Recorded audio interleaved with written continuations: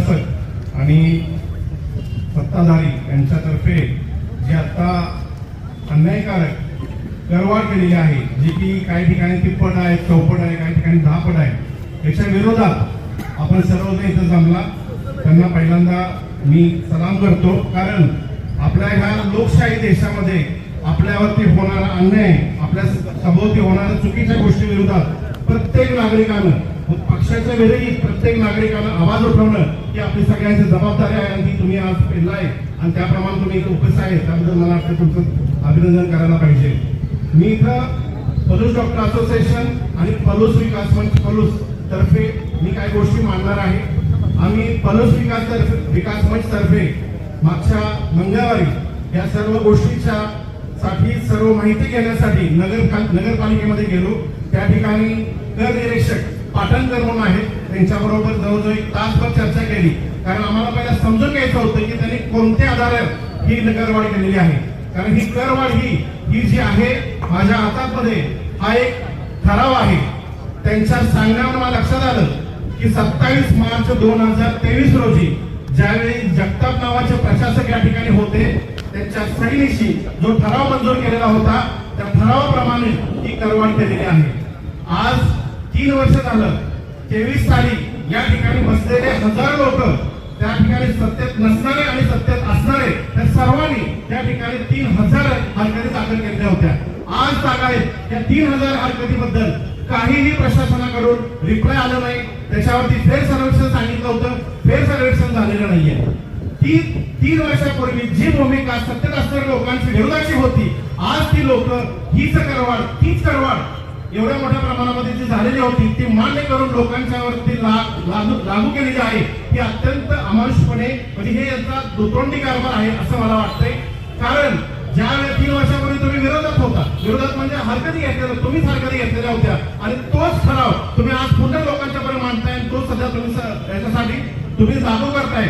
मला पुन्हा लक्षात आलं की मी त्यांना विचारलं, ह्या ठरावानंतर आता हे लोक 6 महिने झालं सत्तेत आलेले आहेत, तर ह्यांनी काय ठराव केलेला आहे का? तर त्यांनी आजपर्यंत कोणताही ठराव या बाबतीत केलेला नाही. तर 2023 चा जो ठराव होता, त्या ठरावावरती ही करवाढ केलेली आहे. आणि ज्याच्यावरती पलूस मधल्या 3000 लोकांनी याच्यावरती हरकती घेतलेल्या होत्या. हा सरळ पलूसच्या जनतेचा त्या 3000 लोकांचा विश्वासघात आहे असं मला म्हणायचं. कारण आपण त्या ठिकाणी आपल्याला हे मान्य नव्हतं म्हणून आपण त्या ठिकाणी तक्रारी दाखल केल्या होत्या, आणि आज पुन्हा 30 करवाढ आपल्या डोक्यावर बसलेली आहे.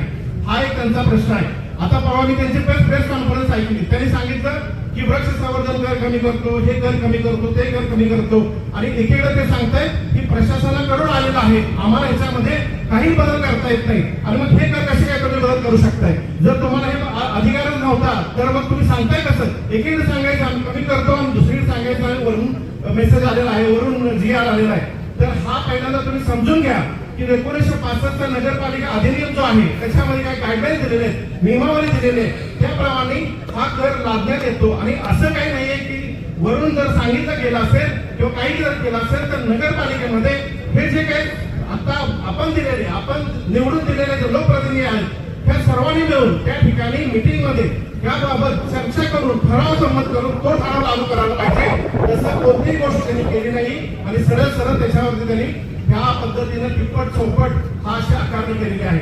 हे अत्यंत निषेधार्ह आहे. पलूस डॉक्टर असोसिएशन, पलूस विकास मंच या करवाढीला पूर्णपणे विरोध करतोय. मला इथं एक सांगायचं आहे, हा मुद्दा काय राजकीय नाहीये, प्रत्येक नागरिकाचा मुद्दा आहे. आज इथं पूर्वी 6000 मालमत्ता होत्या, 6000 या ठिकाणी इमारती होत्या, त्याचा माल घरपट्टी होती. आज इथं 12000 इमारती झालेल्या आहेत. आज इथं प्रचंड कर जमा होणार आहे. अशा पद्धतीने एवढा कर जमा होत असताना सुद्धा एक आम्हाला सर्वांना मान्य आहे की ग्रामपंचायत होती, आता नगरपालिका होती, तर आपण करवाढ वाढणार आहे, ते मान्य आहे आपल्याला. परंतु अशा रीतीने तुम्ही एकदम चौपट, पाचपट, 10पट करवाढ करणं हे अतिशय चुकीचं आहे आणि त्याला आपण सर्वांनी विरोध करणं गरजेचं आहे. त्या पक्षाच्या पुढे जाऊन, पक्षाच्या राजकारणाच्या त्या पुढे जाऊन मला असं वाटतं की सर्वांनी एकत्र येऊन त्याचा पाठपुरावा करणं गरजेचं आहे. जर त्या नगरपालिकेने या ठिकाणी जर हा कराचा मुद्दा, कराचा हा ठराव कॅन्सल करून पुन्हा लोकांना म्हणजे सुसह्य होईल असा कर नाही लागला तर पलूस विकास मंचतर्फे आणि सर्व नागरिकांच्या तर्फे कलेक्टर असतील किंवा उच्च न्यायालयामध्ये याच्यावरती याचिका दाखल करण्यात येईल, जोपर्यंत हा कर कमी होणार नाहीये. एवढं बोलून मी माझं मनोगत संपवतो. धन्यवाद.